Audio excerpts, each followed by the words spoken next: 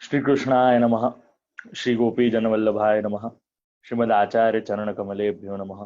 श्री गुसाई जी परम दयालवे नमः। श्री गुरवे नमः। चिंता संतान हंतारो यत्पादाम्बुजरेणवः स्त्रियाणां तान्निजाचार्यान् प्रणमामि मुहुर्मुहुः। यदनुग्रहतो जन्तु सर्वदुःखातिको भवेत् तमहं सर्वदा वन्दे श्रीमद्वल्लभनन्दनम्।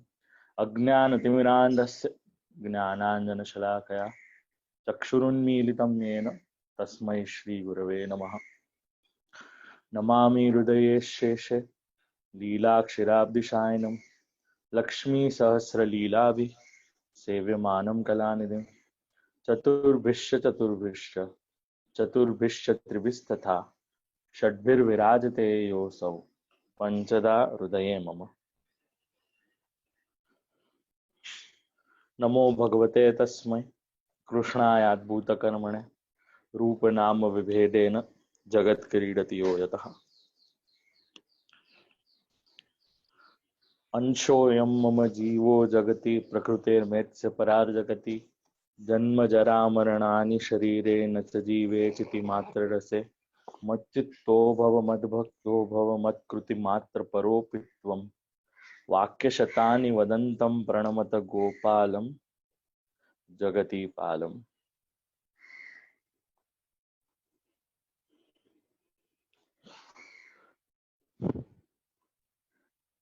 ભારતમાં વસેલા વૈષ્ણવોને નાગપંચમીના દિવસે શ્રી ગોવર્ધનધર પ્રભુની ઉર્ધ્વ ભુજાનું પ્રાગટ્ય એના અનુસંધાનમાં ખૂબ ખૂબ બધાઈ. લગભગ 72 વર્ષ સુધી પ્રભુ આવી જ રીતે બિરાજ્યા હતા અને આચાર્ય ચરણનું પ્રાગટ્ય થયું હતું ત્યારે પૂર્ણ સ્વરૂપના દર્શન વ્રજવાસીઓને થયા હતા. વ્રજવાસીઓ ગોપ ગોપીઓ ત્યારે આ ઉર્ધ્વ ભુજાની માનતા રાખતા હતા. જે ગાયથી દૂધ સ્રવાયું હતું અને ત્યારે ખ્યાલ આવ્યો હતો કે અહીંયા કોઈ દેવ બિરાજે છે, એના અનુસંધાનમાં આપણને ઈ જાણવા મળે છે કે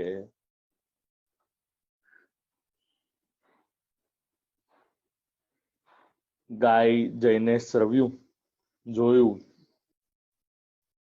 તો શ્રીજી છે, પણ આ સદુ પાંડેના સમયની વાત છે. ઉર્ધ્વ ભુજા તો એમના પહેલા જ આવી હતી અને એક વ્રજવાસીએ કીધું હતું કે અહીંયા અમુક દેવ છે, તો આપ લોકોને આજના ઉત્સવની મંગલ વધાય. સાથે સાથે આજે જાંબલી અથવા તો ગિરિરાજજી ઉપર એ હિંડોલા થાય છે. જન્માષ્ટમીના દિવસો નજીક આવવા લાગ્યા છે.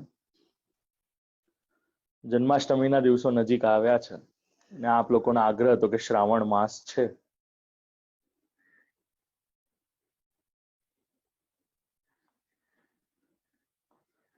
શ્રાવણ માસના અનુસંધાનમાં આપણે આ શનિવારનો ક્રમ આજે લીધો છે ને પ્રભુ કૃપાથી આગળ પણ આપણે આ શનિવારનો ક્રમ રાખી શકાય એવું ભગવદ વિનંતી કરશું. આગળ જતા આજની વાર્તા પ્રેમ આસક્તિ અને વ્યસન તત્સિદ્ધ્યૈ તનુવિત્તજા ચેતસ્તત પ્રવણમ સેવા તત્સિદ્ધ્યૈ તનુવિત્તજા અને આગળ જતા માનસી સા પરામતા એના પહેલાના શ્લોકમાં આવે છે.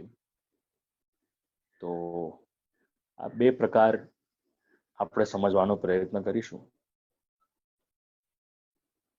આપણે ત્યાં માર્ગમાં બે પ્રણાલી ચાલે છે. એક જે તનુવિત્તજા અલગ સમજે છે અને એક તનુવિત્તજા જે એક સમજે છે. ઈ વડીલોનો મત છે, એ લોકો જાણે અને એને સમજવાનો પ્રયત્ન કરે. આપણે ત્યાં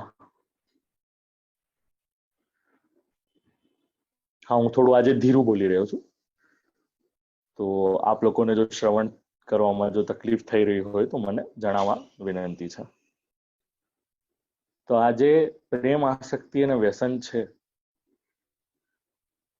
તેમાં જે ફલદશા ના ઉચ્ચ સ્થાને જો કોઈ વૈષ્ણવ આપણે ત્યાં શ્રવણ કરવામાં આવે છે, તો એનું નામ છે ગજ્જન ધાવન. નવનીત પ્રિયાજીની ભેટ પુસ્તિકા જે વૈષ્ણવ પરિવારે પ્રકાશિત કરી છે, એના પહેલા ભાગમાં આપ લોકોને શ્રી ગજ્જન ધાવનની વાર્તા આવે છે. આગળના ભાગમાં જઈએ તો ધોંધી કે પ્રભુ, ધોંધી જે આપણે ત્યાં કીર્તન ની છાપમાં જે વૈષ્ણવ પ્રાપ્ત થાય છે, એ જ્યારે ગાતા હતા ત્યારે નવનીત પ્રિયાજી તાલ આપતા હતા. તો મહાપ્રભુજીના આગ્રાના નિવાસી ગજ્જન ધાવન જે ક્ષત્રિય છે, એમની વાર્તાનો ભાવ કહી રહ્યા છે. હવે એમના માથે નવનીત પ્રિયાજી શ્રી આચાર્ય ચરણે પધરાવ્યા. આ નવનીત પ્રિયાજી ક્યાંથી પધાર્યા? ક્ષત્રાણીની વાર્તામાં આપણને એ વસ્તુ જાણવા મળે છે. ક્ષત્રાણીની વાર્તા આપણને પછી આવશે. ગજ્જન ધાવન મૂળતયા ચંદ્રાવલીજીના સખી છે. લીલામાં એમનું નામ છે શુભ આનના. શ્રી ઠાકોરજી નું પ્રાગટ્ય થયું તેના બીજા દિવસે એમનું પ્રાગટ્ય છે. દશમીએ, નોમના બદલે દશમીએ છે. તેથી શુભાનના શ્રી ઠાકોરજી સાથે બાળ લીલા ખૂબ ખેલે છે. હવે આપ લોકોને કદાચ ખ્યાલ આવ્યો હશે કે બાળ લીલામાં શા માટે ગજ્જન ધાવનની પ્રીતિ હતી. કારણ કે મૂળતયા જે નિત્ય લીલામાં અથવા તો કલ્પભેદમાં જ્યારે શ્રી ઠાકોરજીનું પ્રાગટ્ય થયું હતું, ત્યારે દસમીના દિવસે શુભાનનાનું પ્રાગટ્ય છે. અને બાળ લીલામાં અતિ પ્રીતિ છે, કારણ કે શ્રી ઠાકોરજી સાથે ખેલ્યા છે. શ્રી ચંદાવલીજીને બધા ખેલના મેળાપોનો ભેદ એ બતાવતા હતા કે આજે શું રમ્યા અને શું લીલા થઈ, એ બધી વાતો શ્રી ચંદ્રાવલીજી સાથે કરતા હતા. શ્રી ચંદ્રાવલીજીને આ વાત ખૂબ પ્રિય લાગતી હતી. તેથી શ્રી આચાર્ય ચરણે શ્રી નવનીત પ્રિયાજી પધરાવ્યા હતા, કારણ કે આગળ જઈને શ્રી ગુસાઈજીના ઠાકોર થવાના હતા. ગજ્જન શ્રી ગુસાઈજીના સખી છે, સદા સાથે ખેલ્યા છે. એ સંબંધે હવે ફરી ખેલશે એવો વિચાર આપણને શ્રી હરિરાયજી ભાવ પ્રકાશમાં જણાવે છે. આજે પણ નવનીત પ્રિયાજીના દર્શન કરવા જઈએ ત્યારે અલૌકિક સ્વરૂપ દર્શન શ્રી નવનીત પ્રિયાજી કરાવે છે. અનેકવિધ શૃંગાર પ્રિય નવનીત પાલને ઝૂલે, વિઠ્ઠલનાથ ઝુલાવે હો. કબહુ સંગ મિલ ઝૂલે, કબહુ ઉતરી ઝુલાવે હો. આ પ્રિય નવનીત લાલજી પલનામાં ઝૂલી રહ્યા છે, શ્રી વિઠ્ઠલનાથજી એમને ઝુલાવે છે. ક્યારેક એવા દર્શન થાય છે કે આપ સાથે મળીને ઝૂલી રહ્યા છો. ક્યારેક એવા દર્શન થાય છે કે શ્રી નવનીત પ્રિયાજી ઉતરીને ઝુલાવે છે. તો ક્યારેક એવું થાય છે કે શ્રી ગુસાઈજી ઉતરીને ઝુલાવે છે. આ કીર્તનનું અનુસંધાન લઈને આપણે શ્રી નવનીત પ્રિયાજી ને દંડવત કરીને આગળની વાર્તામાં પ્રવેશ કર્યા. થોડાક દિવસમાં શ્રી નવનીત પ્રિયાજી સહાનુભાવ જતાવવા લાગ્યા હતા. ગજ્જન પોતે ગાયનું સ્વરૂપ કરે, ઘોડો કરે, પછી નવનીત પ્રિયાજી એમના પીઠ ઉપર સવાર થાય, ગાય જેવી રીતે 4 પગ પર ચાલે એવી રીતે 2 હાથ અને 2 ઘોટણ પર ગજન ધાવન ચાલવા લાગ્યા. પુષ્ટિમાર્ગમાં એકાદો ચિત્ર આપણને આવી રીતે પ્રાપ્ત થાય છે. અહીંયા શ્રી ઠાકોરજી સાથે બાળ લીલા ચાલી રહી છે. સમય એવો થયો કે ગજ્જનના ઘૂંટણ ઘસાઈ ગયા હતા, પણ જરાય દેહનું ભાન ન રહ્યું. આગળ આસકરણ પ્રભુની વાર્તામાં પણ આવી વાત આવે છે. લડી રહ્યા હતા અને શ્રી ઠાકોરજીની સેવામાં ઓતપ્રોત હતા. અહીંયા દેહનું અનુસંધાન રહ્યું નથી. ગજ્જન શ્રી નવનીત પ્રિયાજીને કહ્યું, ગજ્જનને શ્રી નવનીત પ્રિયાજીએ કહ્યું કે મને હવે આચાર્ય ચરણને ત્યાં પધરાવો અને તું પણ ત્યાં જ રહે. તેનું કારણ એ છે, વિચાર કરો, જનરલી શ્રી ઠાકોરજી કોઈકને ત્યાં પધારવું હોય તો એની આજ્ઞા કરે, પણ એમ ન કહે કે તું પણ ત્યાં રહેજે. અહીંયા ભાવ પ્રકાશમાં જાણવા મળે છે. એનું કારણ એ છે કે શ્રી નવનીત પ્રિયાજી સહાનુભાવ જતાવવા લાગ્યા હતા. એના કારણે ગજ્જનનો એવો સ્નેહ વધ્યો હતો કે સેવાની રીત ભૂલી ગયા હતા. ખેલમાં અનુસર વગેરે કરતા હતા. ત્યારે શ્રી ઠાકોરજીએ વિચાર કર્યો કે આને વ્યસન અવસ્થાની સિદ્ધિ થઈ ચૂકી છે. હવે તે પોતાના ગામમાં ઘરમાં રહેશે તો બાધક થશે. પછી ગજ્જન તત્કાળ શ્રી નવનીત પ્રિયાજીને પધરાવીને ગોકુલ આવ્યા. શ્રી આચાર્યજીને દંડવત કર્યા. કહ્યું કે મહારાજ શ્રી નવનીત પ્રિયાજી આપના ઘેર પધાર્યા છે. ત્યારે શ્રી આચાર્ય ચરણ મહાપ્રભુજી કહ્યું કે અહીંયા તો શૈયા અલગ જ નથી, કઈક પાત્રો પણ નવા નથી, આમ અચાનક કેમ પધાર્યા? ત્યારે ગજ્જને કહ્યું કે હવે તો શ્રી નવનીત પ્રિયાજીની ઈચ્છા તો એવી છે. ત્યારે શ્રી આચાર્ય ચરણે કહ્યું કે કઈક સામગ્રી બની આવી તે સિદ્ધ કરી આરોગાવી, પોતાના શ્રીઅંગમાં સોંધો લગાવી પાસે લઈને પોઢાવ્યા.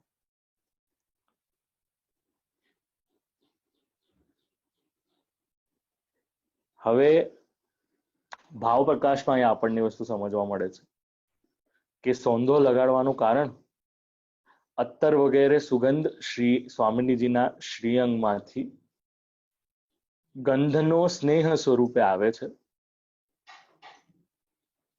તેથી આમ કહ્યું કે શ્રી સ્વામિનીજી સ્વરૂપ લઈને સાથે પોળ્યા છે, પરંતુ આ ડિરેક્ટલી ત્યાં સમક્ષ પ્રકટ કર્યું નથી, અપિતુ અહીંયા ભાવ પ્રકાશમાં આપણને શ્રી હરિરાયજી સમજાવે છે. છતાંય મર્યાદા રાખવા માટે નાની સરખી પલંગડી સિદ્ધ કરાવી, તેના ઉપર બીજે દિવસે શ્રી નવનીત પ્રિયાજીને પોઢાવ્યા. ત્યારે નવનીત પ્રિયાજી કહ્યું કે શૈયા નાની છે, મારા પગ નીચે લટકે છે, તેથી હું તમારી સાથે પોઢીશ. એમાં એ જતાવ્યું કે હું શું કોઈ બાળક છું? તમારા ઘરે તો તરુણ છું અને જશોદાજીના ભાવથી બાળક છું. તેથી તમે મારા નાના સ્વરૂપને જોઈને શૈયા નાની કેમ બનાવડાવી? હું તમારી પાસે જ પોઢીશ, મને ગમે છે. શ્રી સ્વામિનીજી સાથેનો આગ્રહ. બાળ સ્વરૂપ અન્યથા કરતું લીલા કરે. બસ આ જ છે પુષ્ટિ. જ્યારે ચતુશ્લોકીએ આપણે સર્વાત્મ ભાવને સમજવાનો પ્રયત્ન કરીએ છીએ, ત્યારે પતિ પુત્ર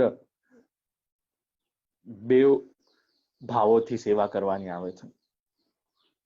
એટલે ક્યારેક આપણને એવું લાગે કે અમુક સેવા ખાલી યશોદાજીના ભાવથી છે. એના પાછળ જ્યારે ભાવના આપણે ઠાકોરજીની કૃપાથી વાંચવાનો પ્રયત્ન કરીએ તો આપણને ખબર પડે કે આના સાથે સાથે શ્રી સ્વામિનીજીની પણ ભાવના છે. જેવી રીતે રથ એક નંદરાયજીના ઘરમાં બિરાજે છે. એકવાર બરસાના રાવલ ઇત્યાદિ સ્થાનમાં જ્યારે શ્રી ઠાકોરજી સ્વામિનીજીને મળવા જાય છે ત્યારે હોય છે. એવી જ રીતે હિંડોલાનું પણ છે. ઝૂલત સાવરે સંગ ગોરી, ઝૂલત હૈ રાધા સુંદર વર, ઝૂલત ગોકુલ ચંદ હિંડોરે. તો આ બધા કીર્તનોનું અનુસંધાન પણ લઈએ ત્યારે આપણને ખ્યાલ આવે કે ભલે બાલવાનું સ્વરૂપ હશે છતાંય કિશોર લીલા પણ કરી શકે. અને એ અનુસંધાનમાં અહીંયા આપણને આ વાર્તા પ્રસંગમાંથી સમજવાનું છે અને જાણવાનું છે. આજે આપ લોકો બધા બહુ એકદમ ધીરજ વાળા છો ને શાંત છો. બધા ઠીક છો ને આજે?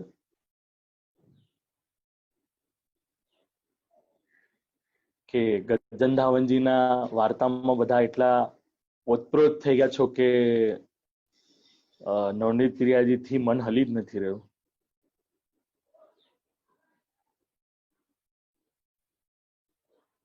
હા, તો પૂછવાનું મારું ફરજ છે, કારણ કે આ તો વ્યસન અવસ્થાની વાર્તા છે.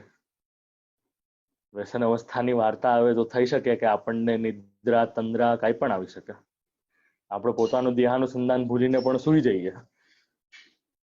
કોઈ નવી વાત નથી, કારણ કે અત્યંત પ્રીતિની વાર્તા છે, અત્યંત સ્નેહની વાર્તા છે, અત્યંત પ્રેમની વાર્તા છે. નિરપેક્ષ પ્રેમ છે આ.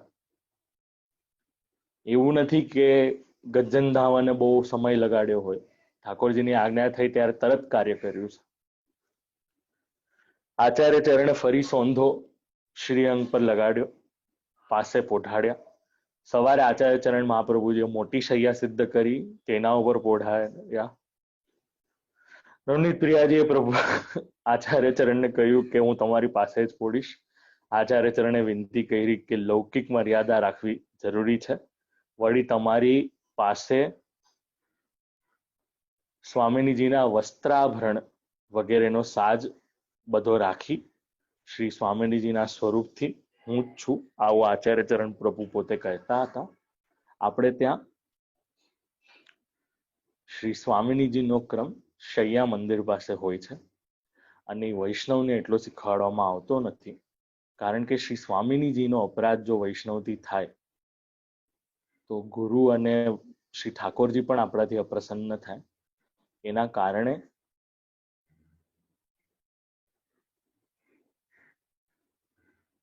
સ્વામિની સહિતનું સ્વરૂપ પધરાવવામાં ગુરુવર્ય થોડાક ચકાસે છે પોતાના શિષ્યોને, અને ત્યારબાદ જ આ શૈયા મંદિરનો આખો ક્રમ સમજાવે છે.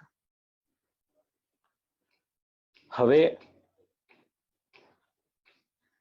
ઉપરની મર્યાદા છોડવાથી જીવનો બગાડ થાય, દેખાદેખી થાય. એના કારણે આ વિપરીત પરિસ્થિતિ આગળ ન વધારી શ્રી નવનીત પ્રિયાજી શૈયામાં પોઢવા લાગ્યા. આપણે ત્યાં ઘણીવાર શૈયાજીમાં બંટાજી પધરાવવામાં આવે છે. આપ લોકો જે દર્શન કરો છો ને કે બંટાજી ભરીને આપણે લેફ્ટમાં પધરાવવાનો હોય, એકચ્યુઅલી એવો ક્રમ જ નથી. એ ક્રમ શૈયા મંદિરનો ક્રમ છે. જ્યાં શૈયા મંદિર હોય ત્યાં અનસખડીનો બંટો, દૂધઘરનો બંટો ઇત્યાદિ બધું ત્યાં પધરાવવામાં આવે છે, કારણ કે શ્રી સ્વામિનીજી ત્યાં બિરાજતા હોય છે. અને અહીંયા પાનની ચૂરી ઇત્યાદિનો બંટો કરીને અહીંયા પધરાવવામાં આવે છે અને પાનના બીડા પધરાવવામાં આવે છે. પણ હવે આ તો ગુરુઘરની આજ્ઞા અનુસાર છે. આ થોડો પ્રાચીન ક્રમ હતો જે હવે લુપ્ત થઈ ગયો છે. એટલે નાથદ્વારાના પેન્ટર એમ દેખાડે કે આપણે ત્યાં ઝારીજી, બંટાજી અને પાનબીડા આ ત્રણ વસ્તુ આવી જ રીતે હોવા જોઈએ, એટલે એવી જ રીતે પધરાવવામાં આવે છે. પણ બંટાજીનો ભાવ છે એ ભાવનામાં આપણે સમજવો જોઈએ.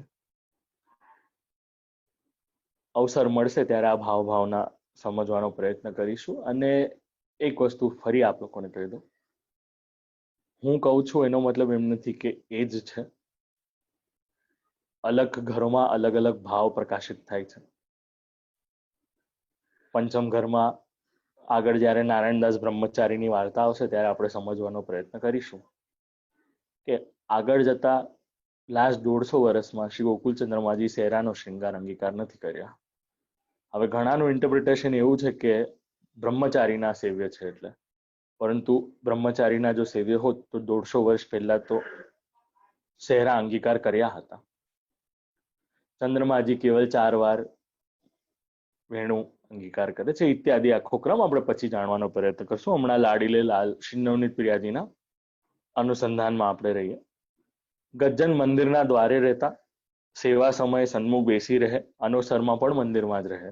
શ્રી નવનીત પ્રિયાજીના સાથે ખેલે, અલગ ન રહે. એક દિવસ પાન ન હતા.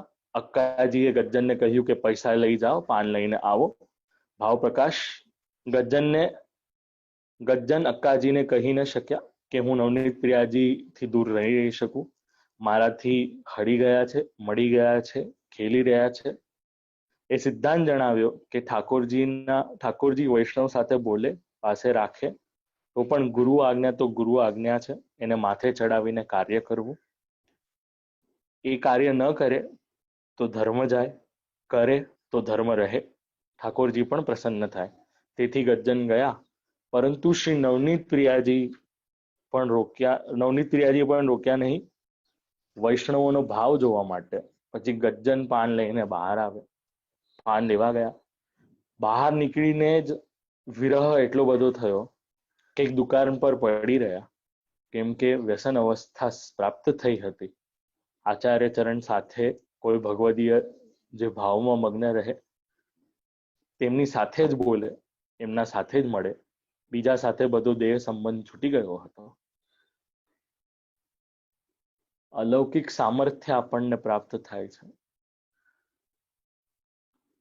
અહીં શ્રી આચાર્ય ચરણ નવનીત પ્રિયાજીને રાજભોગ ધર્યો. નવનીત પ્રિયાજીએ કહ્યું કે મારો ગજ્જન આવે ત્યારે આરોગું. આચાર્ય ચરણે બધાને પૂછ્યું કે ગજ્જન ક્યાં છે? અક્કાજીએ કહ્યું કે મેં પાન લેવા મોકલ્યા છે. આચાર્ય ચરણે કહ્યું કે ગજ્જનને શા માટે મોકલો? ગજ્જન સાથે નવનીત પ્રિયાજી હળ્યા છે, આજ પછી એને કશું કઈ કહેશો નહીં, ક્યાંય મોકલશો નહીં. ભાવ પ્રકાશમાં જણાવ્યું, ગજ્જનને ફલદેશા પામી હતી, માનથી સિદ્ધ થઈ ચૂકી હતી. અક્કાજીએ કહ્યું કે કશી ટહેલ નહીં કહું. પછી એક વૈષ્ણવ શ્રી આચાર્ય ચરણને આજ્ઞા આપી.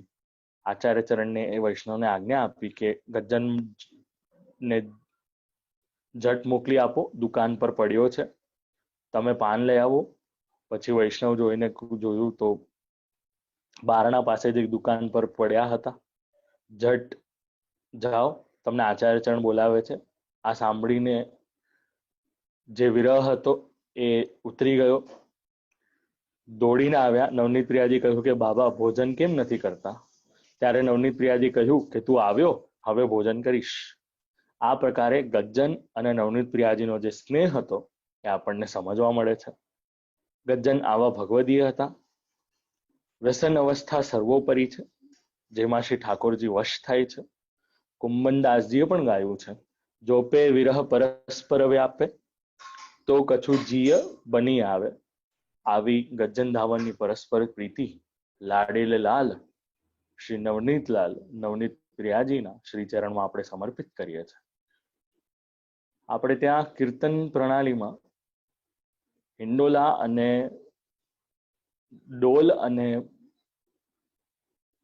હોળીના દિવસોમાં વ્રજરાજ કુંવર લાડી લાલ લલન વર ગાઈએ, શ્રી ગોવર્ધનોદ્ધર પ્રિય લાડીલો લલન વર ગાઈએ. શ્રી નવનીત લાલ પ્રભુ લાડીલો લલન વર ગાઈએ. આપણે કીર્તન પ્રણાલીમાં એવી રીતે ગાઈએ છીએ. આ નિયમનો કીર્તન છે.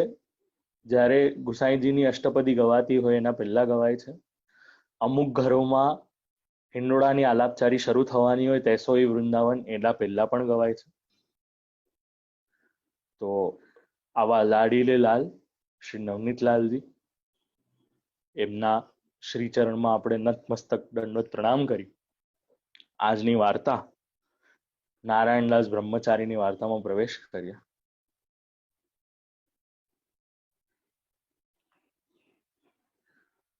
ક્યારેક અવસર મળે આપ લોકોને તો સ્વરૂપોની ભાવનાને પણ જાણવાનો પ્રયત્ન કરજો. એનું કારણ એ જ છે કે ઠાકોરજીની લીલાઓનું અનુસંધાન થશે તો આપણને આપણા શ્રી ઠાકોરજી પણ પ્રીતિ વધશે. મહાત્મ્ય જ્ઞાન વધવાથી શ્રી ઠાકોરજીમાં આપણો જે ભાવ છે એ સુદૃઢ થાય છે અને એનાથી આપણી ભક્તિ સાર્થક થાય છે. અપેક્ષાવાળી તો ભક્તિ નથી કરવાની, પરંતુ as a Das, as a સેવક પોતાના સ્વામીનું મહત્વ જાણીએ, મહાત્મ્ય જાણવીએ, મહત્તા જાણીએ તો આપણા માટે સારી વાત છે. નારાયણદાસ બ્રહ્મચારી સારસ્વત બ્રાહ્મણ મહાવનમાં રહેતા, તેમની વાર્તાનો ભાવ કહી રહ્યા છે. શ્રી ગોકુલ ચંદ્રમાજી માથે પધરાવવામાં આવ્યા હતા. ગોકુલેન્દુ પ્રભુ, ગોકુલના ચૌન્દ્ર એવા શ્રી ગોકુલ ચંદ્રમાજી ક્ષત્રાણીની વાર્તામાં આવશે, જ્યાં 4 સ્વરૂપો વૈષ્ણવોના માથે પધરાવ્યા હતા. નારાયણદાસ લીલામાં 16,000 અગ્નિકુમારિકાઓ છે. તેમાં મુખ્ય રાધા સહચરી છે. તેમની સખી, એમનું નામ મધુરેક્ષણા. મધુર છે ઈક્ષણ દ્રષ્ટિ જેમની, તે શ્રી ઠાકોરજીના મુખની સુંદરતા જોતા દેહનું ભાન ભૂલી જતી. આવી સ્વરૂપ આસક્તિ, સ્વરૂપનું ચિંતન વન 8 પહેર કરતી એવી આ મધુરેક્ષણા સખીના સ્વરૂપે શ્રી નારાયણદાસ બ્રહ્મચારી ગોકુલ ચંદ્રમાજીની સેવા કરતા હતા. ગાયને ઘાસ ધોઈને ખવડાવતા હતા. એનું કારણ એ કે દૂધમાં રજકણ ના આવે. શ્રી ઠાકોરજી અત્યંત સુકુમાર છે. શ્રી ઠાકોરજીને કોઈ પણ પ્રકારની તકલીફ ન પહોંચે એના કારણે આ ઉપક્રમ શ્રી નારાયણદાસ બ્રહ્મચારી કરતા હતા.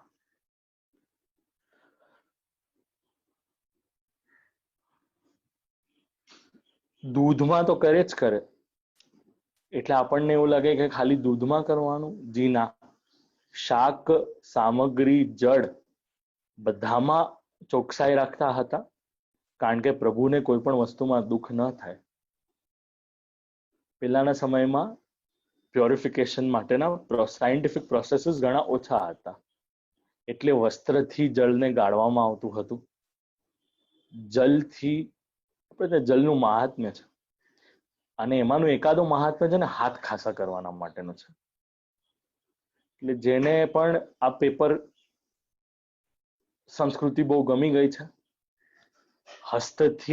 હસ્તને જલથી સ્વચ્છ કરો તો શુદ્ધ થાય છે.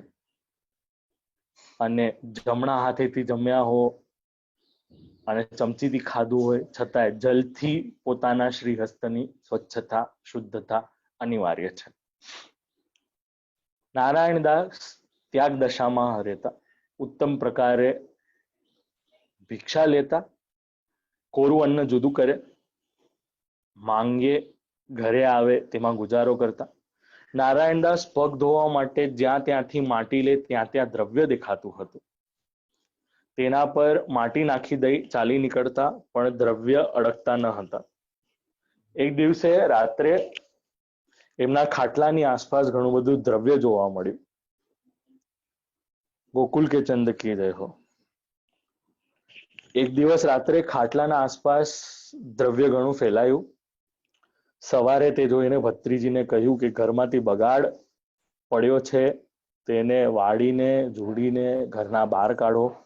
ભત્રીજીએ સવારથી વાડી જોડી નાખી દીધું, જગ્યા બધી લીપી દીધી.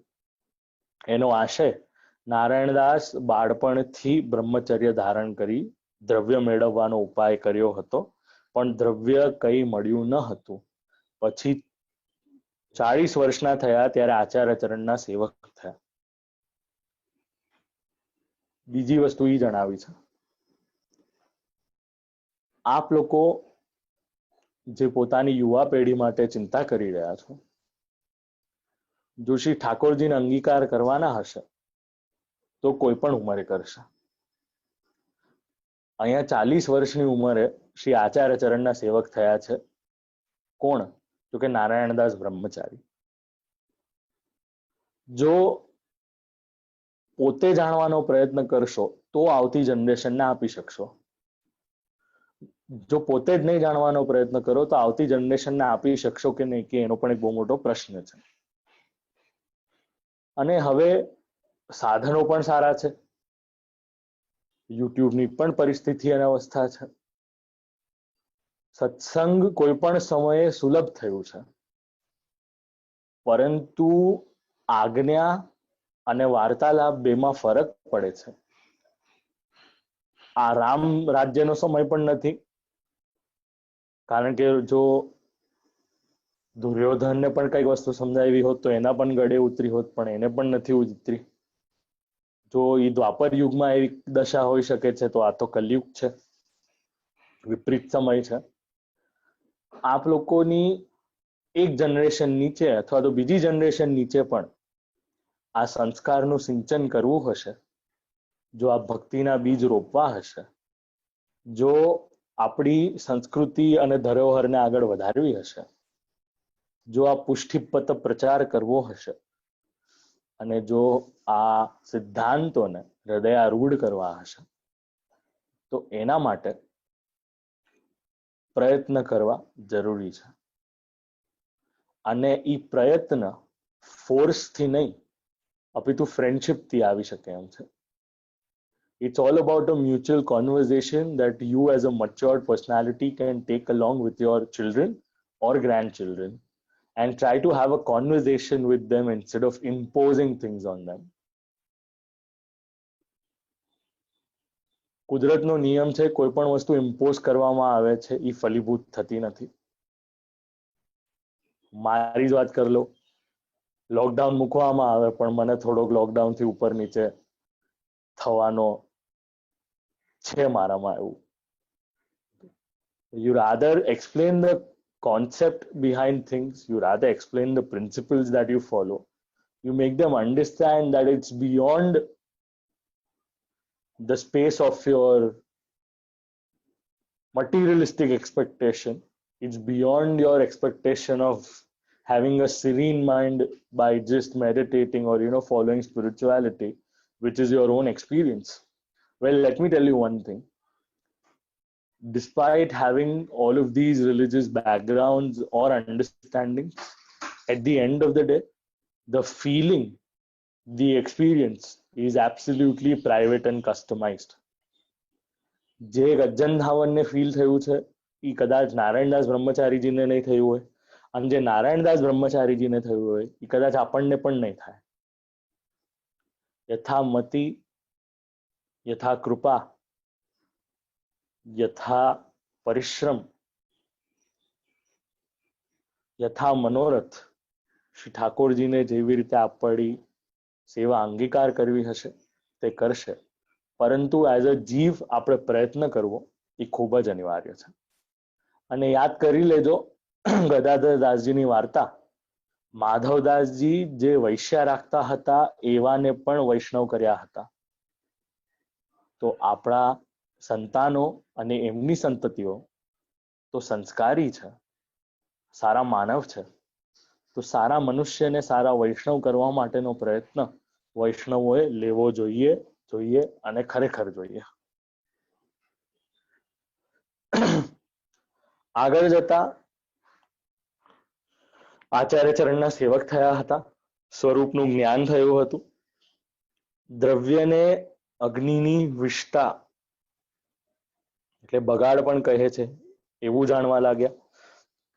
ત્યારે રિદ્ધિ સિદ્ધિ એમને છળવા આવી, તેથી ત્યાં દ્રવ્ય જોઈ પણ બગાડ વિષ્ટા જેમ હોય એમ વિચાર કર્યો, તેથી તેના ઉપર માટી નાખી દે, એટલા માટે કે બીજાના હાથે આ માયારૂપ દ્રવ્ય પડે તો તેનો બગાડ થશે, એના માટેનો અનુસંધાન લેવા લાગ્યા. આચાર્ય ચરણના કૃપાપાત્ર સેવક થયા, એના કારણે આજે દ્રવ્ય ઇત્યાદિની ચિંતા હતી બધી દૂર થઈ. હવે અહીંયા મધુરેક્ષણાની જે સખી એનું નામ ચતુરા, એ ભત્રીજીનું નામ છે. નારાયણદાસને ઘણી પ્રિય છે, એથી સામગ્રી કરવામાં ખૂબ ચતુર છે, બાળ વિધવા થઈ છે, નારાયણદાસને ત્યાં રહેતી હતી, તે લીલામાં પણ ચતુરા છે. ચતુર ભત્રીજીએ નારાયણદાસના શબ્દો સાંભળતા જ દ્રવ્ય વાળી જોડીને બહાર નાખી દીધા હતા. નારાયણદાસ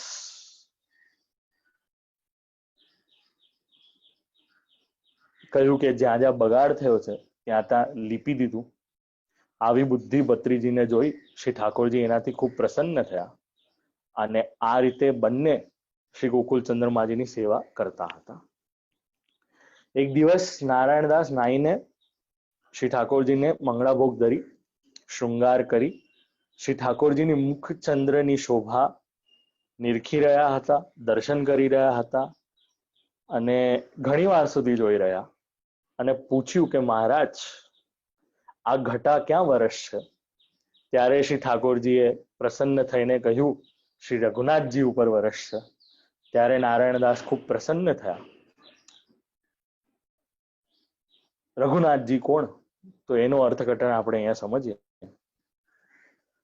શ્રી રઘુનાથજીનું પ્રાગટ્ય શ્રી રાધા સહચરીજીનું છે. દંડકારણ્યમાં શ્રી રઘુનાથજીએ વરદાન છે કે વ્રજમાં મનોરથ પૂર્ણ થશે. તેથી ગુસાઈજી પણ શ્રી રઘુનાથજીનું નામ એવી રીતે પાડ્યું હતું. બધાને રમાડે, બધાના મનને હરે, એને રામ કહેવાય. તેથી રઘુનાથજી પણ પરમ સુંદર રાધા સહચરી સ્વરૂપ છે. એવા જ સુંદર શ્રી ગોકુલચંદ્રમાજી છે. તે રાધા સહચરીના સખી શ્રી નારાયણદાસ. તેથી શ્રી રઘુનાથજી ઉપર ઘટાની વૃષ્ટિ સાંભળીને ખૂબ પ્રસન્ન થયા હતા કે અમારા સ્વામીનો સંબંધ થશે, અમે કૃતાર્થ થયા. એ આ વાર્તા પ્રસંગ બીજામાં જાણવા મળે છે.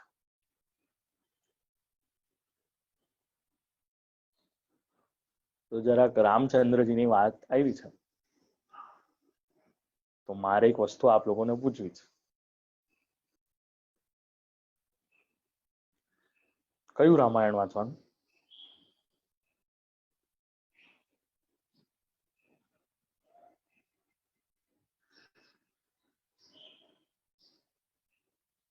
એક જણે મને કહ્યું વાલ્મીકી રામાયણ વાંચવું અને આઈ થિંક રમાબેને પણ કહ્યું વાલ્મીકી રામાયણ વાંચવું. બે જણે કહ્યું. શા માટે વાંચવું?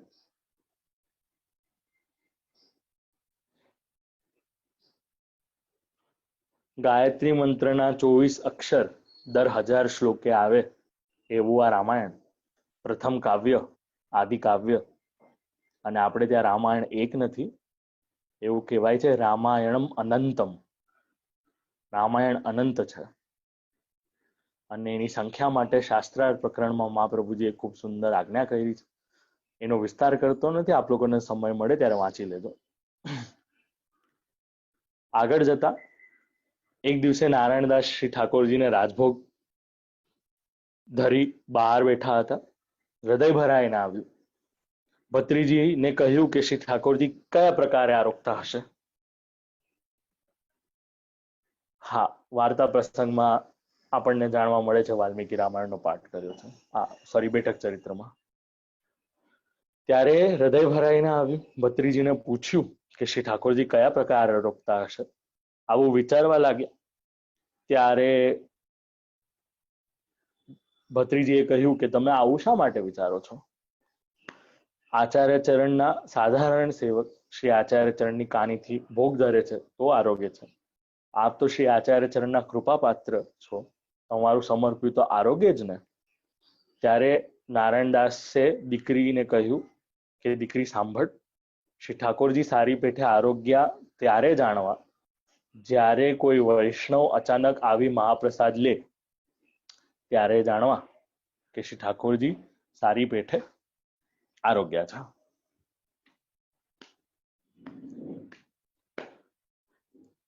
હવે વિચાર કરો, આપણે રોજ સામગ્રી સિદ્ધ કરીને ભોગ ધરીએ છીએ, પણ આપણા ઘરે તો કોઈ લેવા આવતું જ નથી, ના કોઈ વૈષ્ણવ આવે છે આપણા ઘરે. તો ભાગ્ય કોના સારા છે?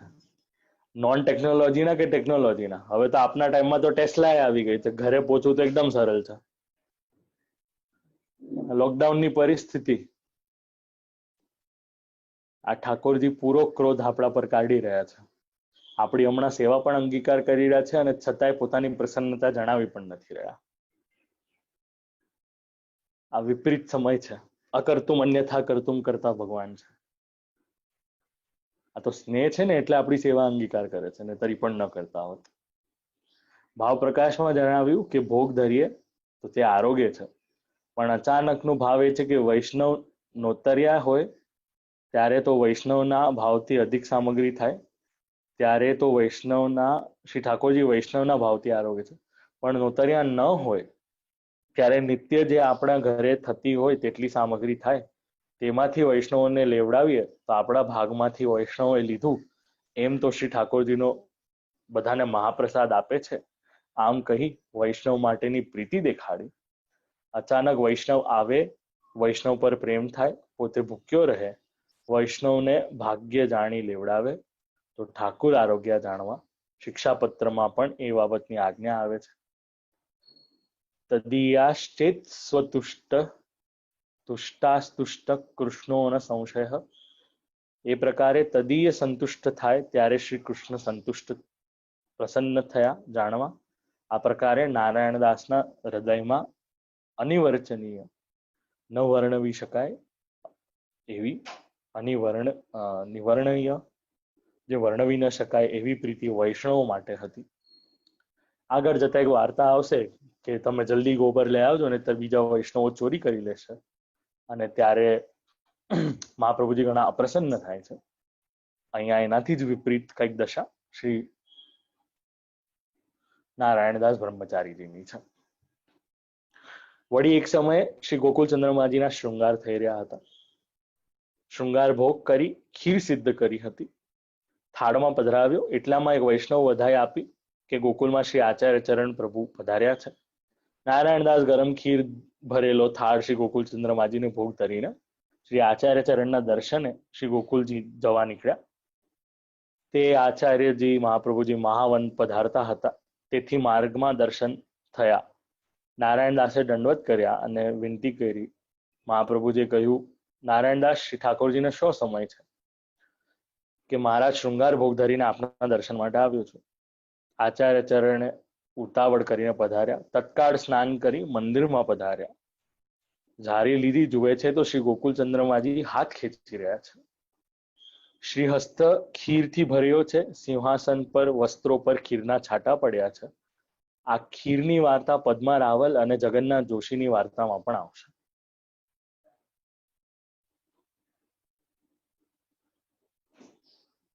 ઓગણત્રીસ અને 31ની વાર્તામાં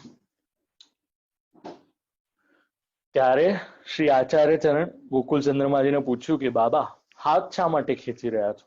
ગોકુલ ચંદ્રમાજીએ કહ્યું કે નારાયણદાસે ગરમ ખીર સમર્પી, તે મેં હાથમાં ખીર લીધી, તે ગરમ લાગી ત્યારે મેં હાથ ઝટકી, આંગળી ચાટી, મારા હોઠ મારા હાથ દાજ્યા છે. મંદિરમાં જ્યાં ત્યાં છાંટા પડ્યા છે.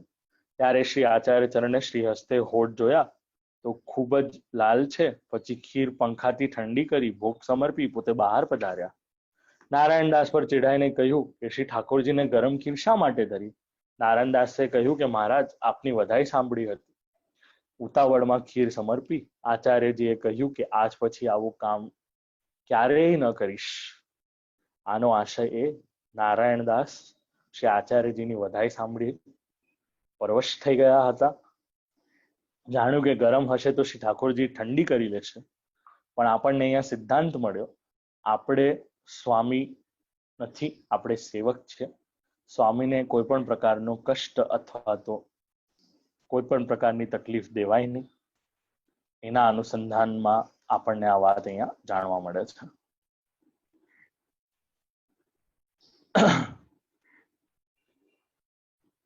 શૃંગાર કરે તો કંઈક, હવે ખીર નાખીને ઝાટક્યો, ત્યાં ઉતાવળમાં જો કોઈ ભોગ ધરે, શૃંગાર કરે તો કોઈક અપરાધ પડે એ જણાવ્યું.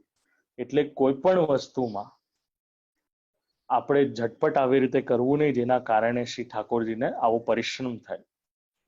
લૌકિક વૈદિક કામ માટે જો ઉતાવળ કરીએ તો ખૂબ અપ્રસન્ન થાય શ્રી ઠાકોરજી, આપણા પર અપરાધ પડે. અહીંયા તો શ્રી સ્વામિનીજીના દર્શન કરવા જવાનું હતું, એના કારણે ખીરની સામગ્રીનું સ્વરૂપ પ્રગટ કર્યું તો કે શ્રી સ્વામિનીજીના ભાવથી, અને શૃંગાર ભોગ પણ એમના જ ભાવનો છે. તેથી ખીર જોઈને શ્રી ઠાકોરજી પ્રેમથી શ્રી હસ્તમાં લઈને આરોગે છે. તેથી ખીર ઠંડી કરીને આંગળી બોળી જોવું, આપણે ત્યાં આંગળી કદાચ ન બોડીએ કારણ કે શુદ્ધતાનો ઇત્યાદિનો ક્રમ આવે, પણ શ્રી ઠાકોરજીને સોહાય એવી રીતે આપણે ભોગ ધરી એ સિદ્ધાંત આપણને જાણવા મળ્યો છે. એ દિવસે શ્રી આચાર્ય ચરણ આચમન કરી, મુખવસ્ત્ર કરાવી, બીડી આરોગાવી, ભોગ સરાવી, ગોકુલચંદ્રમાજીએ આજ્ઞા કરી કે આ ખીર મહાપ્રસાદ આપ લો. આચાર્ય ચરણે આજ્ઞા કરી કે જ્ઞાતિ વ્યવહાર કઠણ છે, મર્યાદા રાખવી જોઈએ. ગોકુલચંદ્રમાજી કહ્યું મારી આજ્ઞા છે. એ દિવસથી આ ખીર અનસખડીમાં ગણાવા લાગી.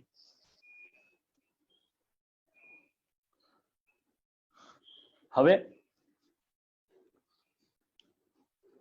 ગોકુલચંદ્રમાજીએ કહ્યું કે ખીર જેવી સામગ્રી જ્ઞાતિ મર્યાદા કારણે ભક્તોમાં ન રાખો.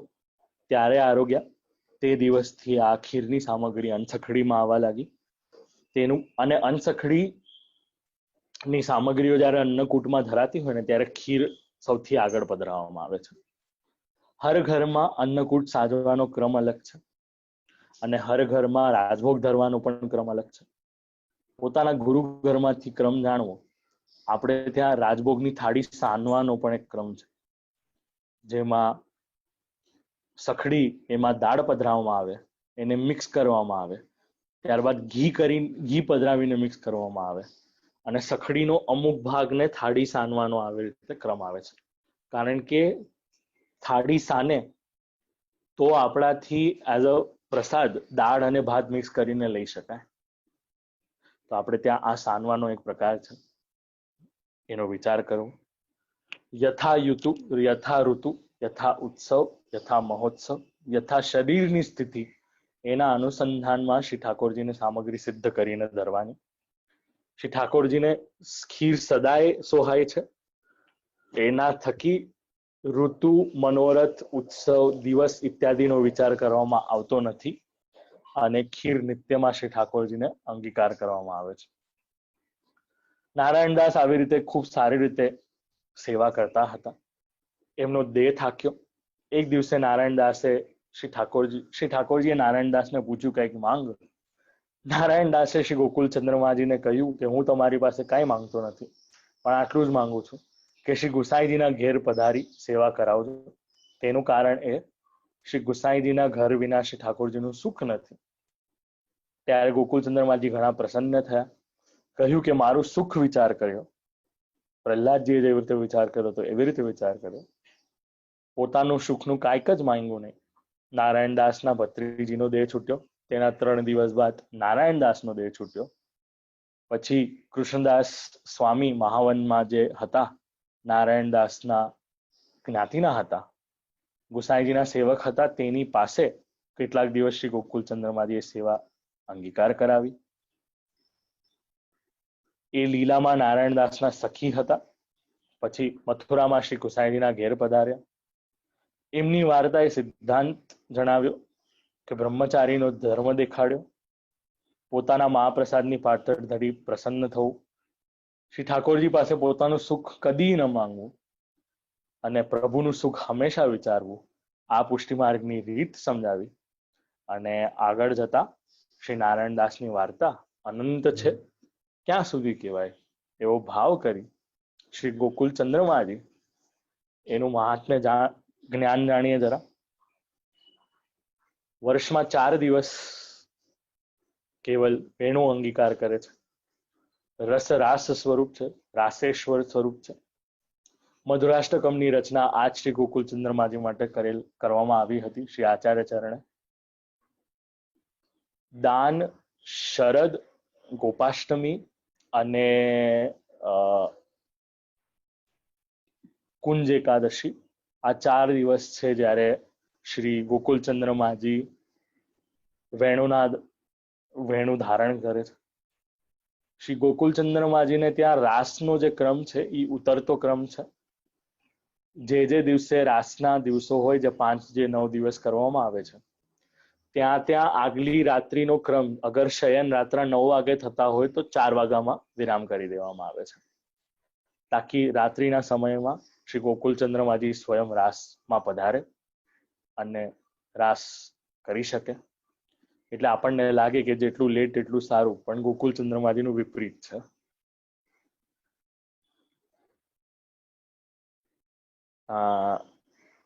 સાથે સાથે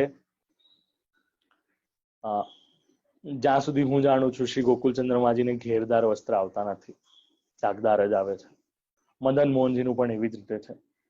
અને શ્રીજી જે મયુર પીછ ધરે છે એ જમણી તરફ વળાંક વાળો હોય છે, પરંતુ શ્રી ચંદ્રમાજીનો ડાબી તરફ વળાંક વાળો હોય છે.